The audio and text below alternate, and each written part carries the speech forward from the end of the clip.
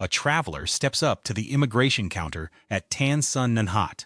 One digit is wrong on her visa. Not her fault. A booking site made the typo. She's pulled aside. Her connecting flight leaves in 90 minutes. She misses it. A few gates down, another traveler follows a man whispering, "Taxi, cheap, follow me." No meter. He pays almost 4 times the normal fare before reaching his hotel. Both mistakes were avoidable. And here's what most videos won't tell you. In 2026, Vietnam quietly changed 3 major entry rules. Most guides online still haven't caught up. If you're flying into Ho Chi Minh City this year, here's what's actually different. Tan Son Nhat is one of the busiest airports in Southeast Asia. Millions of travelers pass through every year. Immigration officers see the same mistakes, on repeat, almost every shift. Here's why 2026 specifically matters. Vietnam rolled out a mandatory digital pre-arrival form. Vietnam rewrote its visa overstay fines twice under 2 separate decrees, and a new customs law changed how much cash and gold you can carry without declaring it. None of that existed the way it does now, even a year ago. So if you're relying on an older blog post, some of that advice could now cost you real money at the counter. These aren't rare situations. They're the exact mistakes immigration staff and customs officers watch happen every day. Let's go through all 10, starting with the one almost every first-time visitor gets wrong. Number 1. Applying for the exact number of days you plan to stay. Say you're staying 18 days, so you apply for an 18-day visa. That feels logical. It's actually a trap. Flights get delayed, people get sick, plans change, and suddenly you want 3 more days in Hoi An. Now you're in overstay territory, and immigration does not care about your intentions. It only checks the dates on your visa. Here's the fix. Apply for the maximum stay your visa type allows, not just your trip length. A 30-day e-visa gives you 30 days of buffer. Use it. One more detail travelers miss constantly. If your visa is single entry and you plan a side trip to Cambodia or Thailand, that entry is used up the moment you leave. You won't fly back into Vietnam on the same visa. For any trip involving a border hop, apply for a multiple entry e-visa from the start. It saves you from being stuck at a foreign airport with no valid way back in. Number 2. No proof of funds, no backup cash, no plan B. Immigration officers rarely ask about your bank balance directly, but they can ask about your hotel booking, your onward ticket, and your length of stay. And if they spot even a small error on your visa, a misspelled name, a wrong expiration date, they can deny entry on the spot. When that happens, you're left with 2 expensive options. Buy a new ticket home, or apply for an emergency visa right there. That emergency visa can run $300 to $500, depending on the officer's discretion that day. So here's what actually protects you. Carry roughly $700 in cash as a worst-case buffer. It's not required, it's insurance. Also, keep a passport-style 4x6 centimeter photo in your bag. If you need an emergency visa, that photo saves an extra $20 fee. Before you land, have everything physically ready. Passport, visa printout, hotel confirmation, onward ticket, all in one folder, not buried in your inbox. Number 3, and this one is brand new for 2026. Forgetting the digital pre-arrival card. Since April 15, 2026, Vietnam's immigration department requires foreign travelers flying into Tan Son Nhat to submit this form online before they land. It's not your visa. It's a separate step that replaces the old paper arrival card that used to get filled out mid-flight or at the counter. You submit your passport details, flight number, and accommodation address through the official government portal within 72 hours of arrival. Once approved, you get a QR code. That code is what immigration scans when you reach the counter. Here's where travelers get tripped up. Some fill it out too early, and the system rejects it. for being outside the 72-hour window. Others type a passport number wrong, and the mismatch causes delays instead of preventing them. And some simply don't know it exists yet, since older guides never mention it. What to actually do? The moment you book your flight, set a reminder for 72 hours before landing. Fill it out somewhere with stable Wi-Fi, not the departure lounge. Screenshot the QR code. Save it offline, not in an app that needs internet to open. This form does not replace your e-visa or visa on arrival. You still need that separately. Think of it as an extra digital step, not a shortcut. Skip it, and you likely won't be denied entry, but you'll be pulled into a slower line while everyone who prepared walks straight through. Number 4. Leaving your passport cover on at the counter. It sounds minor. It isn't. Thick or decorative covers make it harder for the scanner to read the embedded chip. That means more scans, more manual entry, a slower line behind you. During peak hours, immigration processing at Tan Son Nhat can already stretch past an hour. A jammed scanner adds unnecessary extra minutes for everyone behind you. The fix takes 5 seconds. Remove the cover before you reach the counter, not after the officer asks. Keep your answers simple and consistent with your visa and pre-arrival form. If asked about your hotel or trip, match what you already submitted. The immigration counter is not the place to improvise a new travel story. Number 5. Booking a domestic flight too close to your international arrival. Here's what that connection actually involves. Clear immigration. Collect your checked bag. Walk out of the international terminal. Then travel roughly 10 minutes by shuttle or on foot to the domestic terminal. Check in again. Check your bag again. Clear security again. Immigration alone can take anywhere from 45 to 90 minutes during busy periods. Add the transfer, and a tight 1-hour connection turns into a missed flight. The safer rule: give yourself at least 2 hours between landing internationally and departing domestic. But here's the better move most travelers don't consider. Spend your first 1 or 2 nights in the city you flew into, Ho Chi Minh City, Hanoi, or Da Nang, before continuing anywhere else in the country.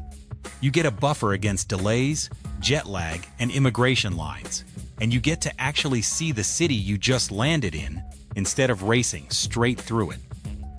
Number 6, and this is the second major 2026 change: not declaring cash or gold correctly. Under the customs threshold that's been in place for years, you can carry up to 5,000 US dollars or 15 million Vietnamese dong without declaring it.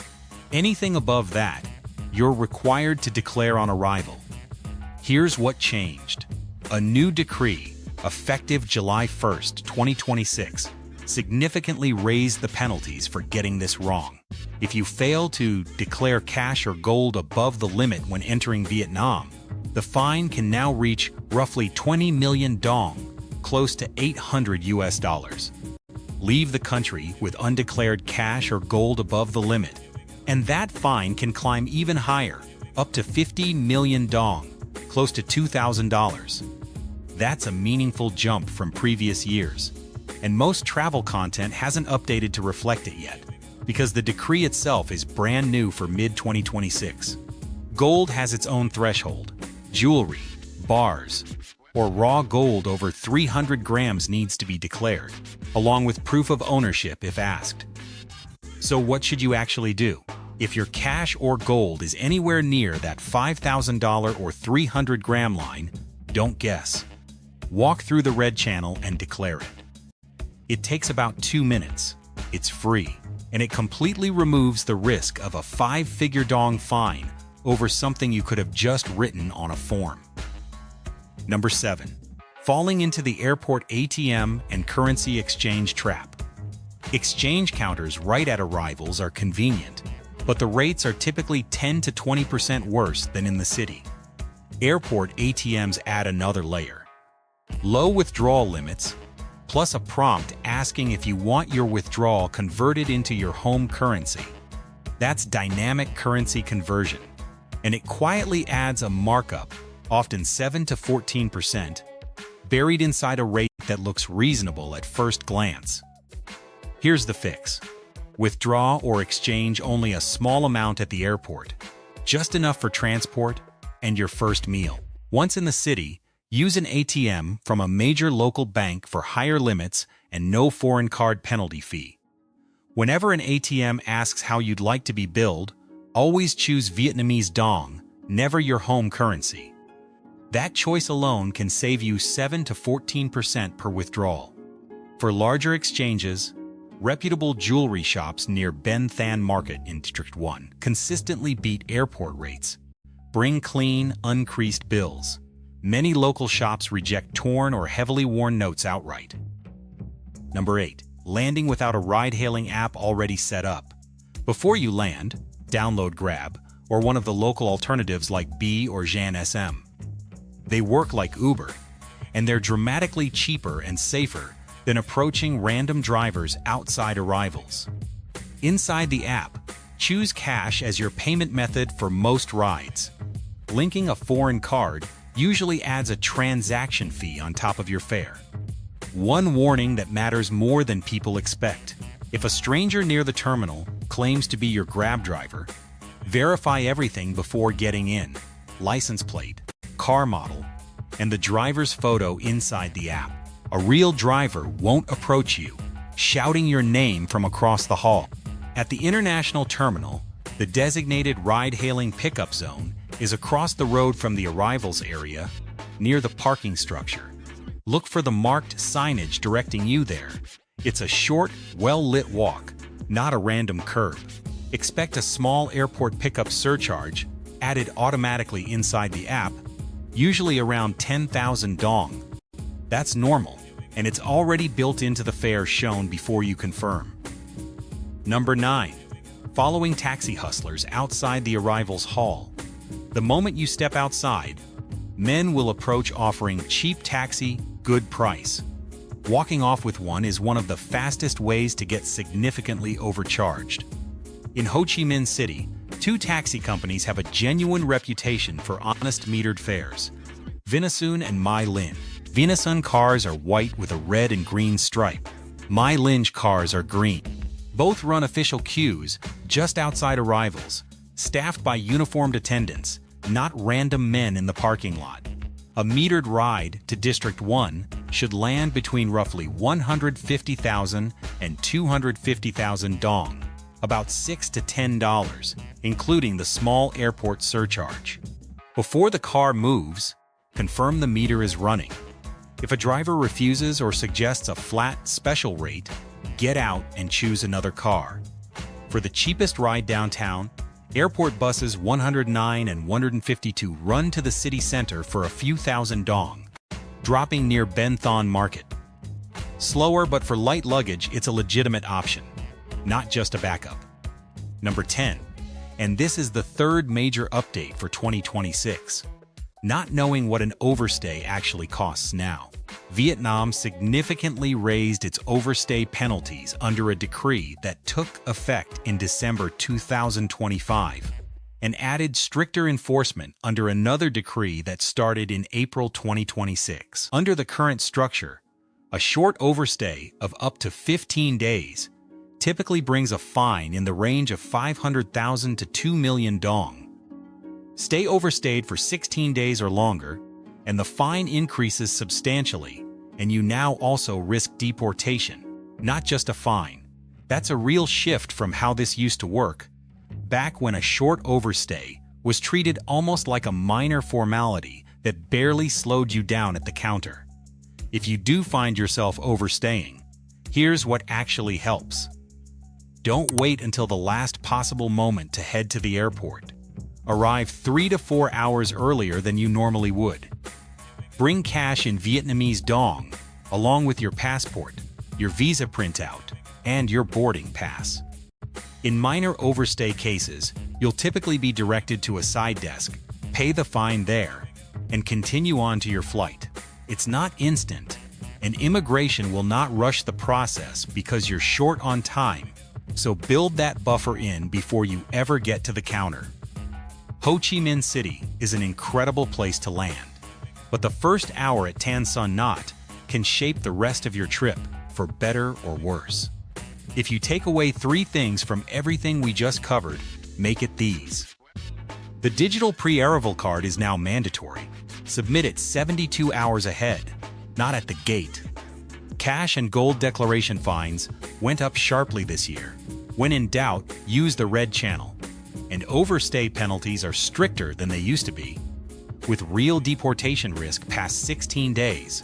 So treat your exit date as a hard deadline, not a suggestion. Every mistake on this list is completely avoidable once you know it's coming. Which one of these have you run into before, or almost fallen for? Drop it in the comments. It genuinely helps the next traveler reading through them before their own flight. Safe travels and enjoy Ho Chi Minh City.